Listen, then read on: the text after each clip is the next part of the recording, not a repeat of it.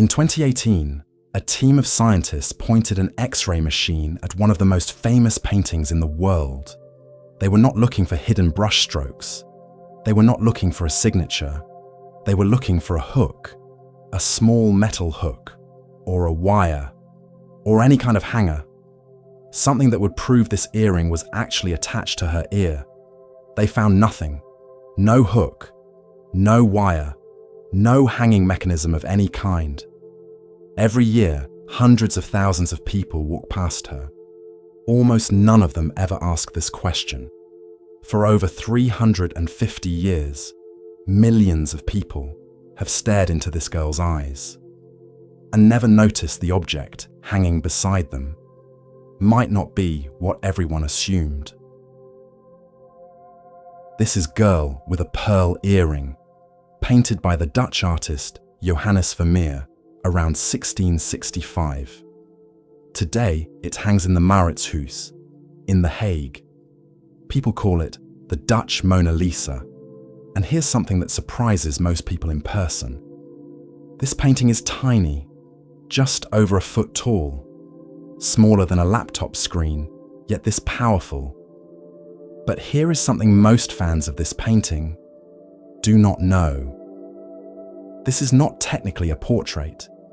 It is what art historians call a Tronie, a study of an imagined face, an expression, a type of person, not a specific named individual. Tronies were common in the Dutch Golden Age. Painters made them to sell on the open market. No patron, no commission, no name required. Just a face and whatever feeling it captured. Vermeer was not commissioned to paint her. He simply invented her.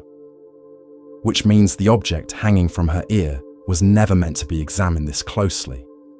It was never meant to survive scientific scrutiny at all. And here's something else most people miss. This painting was not always called Girl with a Pearl Earring. For most of its history, it was known simply as Head of a Young Girl or Girl with a Turban. The name we use today is barely 30 years old, which means even the pearl's place in the title is more recent than you might think.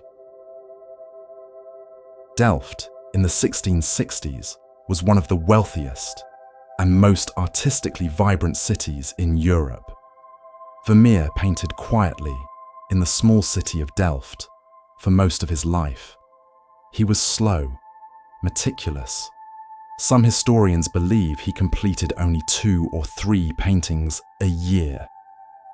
In his entire life, he painted fewer than 40 works we know of. And for decades, this made him comfortable. He had patrons.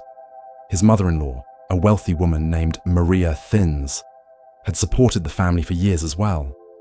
He had a wife, Katharina, and 11 surviving children.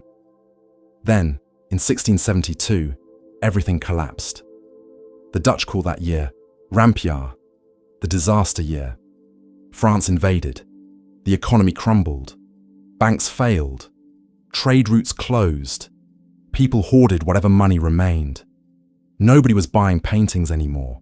Not in Delft. Not anywhere. And the art market, the very thing keeping Vermeer's family fed, simply disappeared overnight. Vermeer could not sell his paintings. He borrowed money to survive. Not even Mauritshuis's fortune could save him this time. And within 2 years, he was dead. He was 43 years old.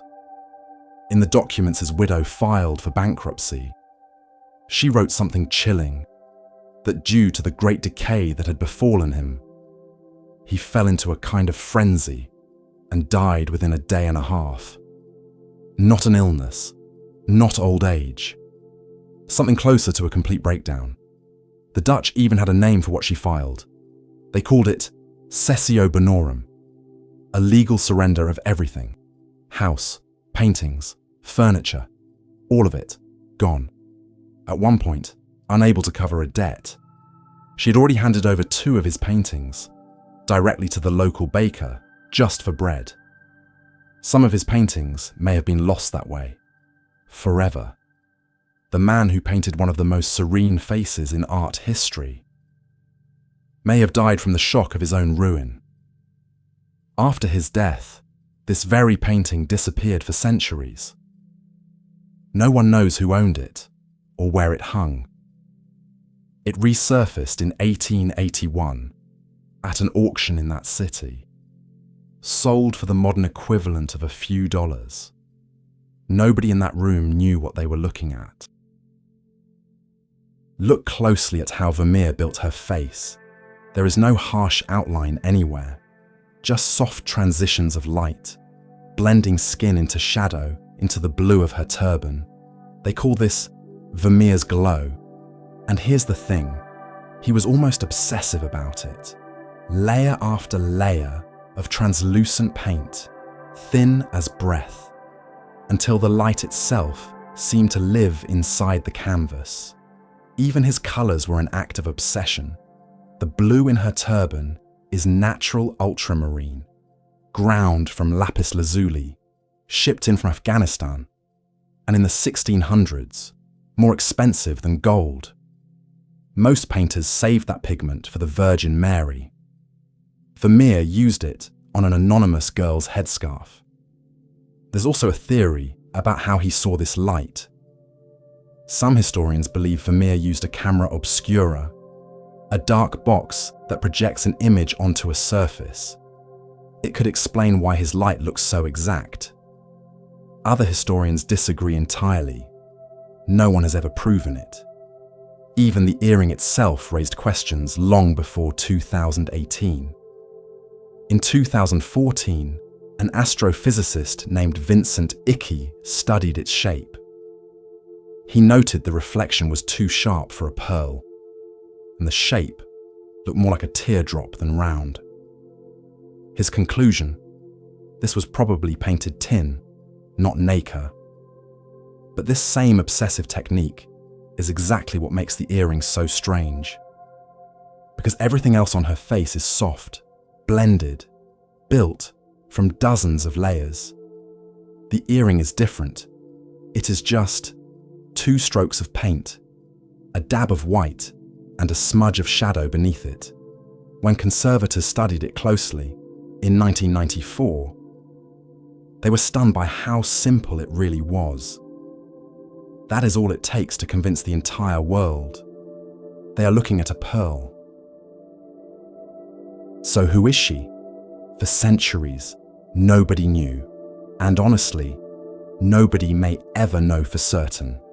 Over the years, novels and films invented identities for her. Daughters, servants, lovers. Yet none of them have any historical evidence behind them. Some historians have proposed she was Vermeer's own daughter, Maria. Others believe she may not have existed at all, but a Sibyl or a figure from the Bible. We simply don't know, and we may never know. The truth is simpler and somehow stranger. Vermeer painted a face so convincing that people have spent 350 years inventing a person to go with it. Which brings us back to that X-ray. In 2018, the research project was called Girl in the Spotlight. Using macro X-ray fluorescence and reflectance imaging, scientists scanned every layer of paint on this canvas. The machine works like an X-ray for chemistry. It doesn't just see shapes, it reads elements. Lead, tin. Every pigment leaves its own fingerprint. They found secrets nobody expected. That flat black background was not always black. It used to be a deep, glowing green curtain, faded to nothing by centuries of light. They even found eyelashes no one knew were there. Tiny brushstrokes, invisible without a microscope. But the biggest secret was still waiting in the earring. Their findings strongly suggest the famous pearl may never have been a pearl at all. It may be polished tin. It may be painted glass. This matched exactly what Vincent Icke had argued years earlier. The reflection, the shape, all pointed the same way. It may simply be an illusion, built from nothing more than white lead and shadow, with no physical earring ever existing in Vermeer's studio. Even the museum's own director admitted it plainly. The research didn't solve every mystery, it deepened them. Vermeer did not need a real pearl. The famous pearl may simply be a name we gave it, not something science could actually confirm. He only needed you to believe in one. And for over 3 centuries, that belief has never once been broken. Maybe that is the real subject of this painting. Not a girl, not a jewel, but how easily we mistake a perfect illusion for something real, and how rarely we stop to check. Because after all, no one was fooled by the painting. We fooled ourselves. The painting watched. It still watches. It never stopped. Most people look at paintings. Very few actually see them. This is inside the artwork,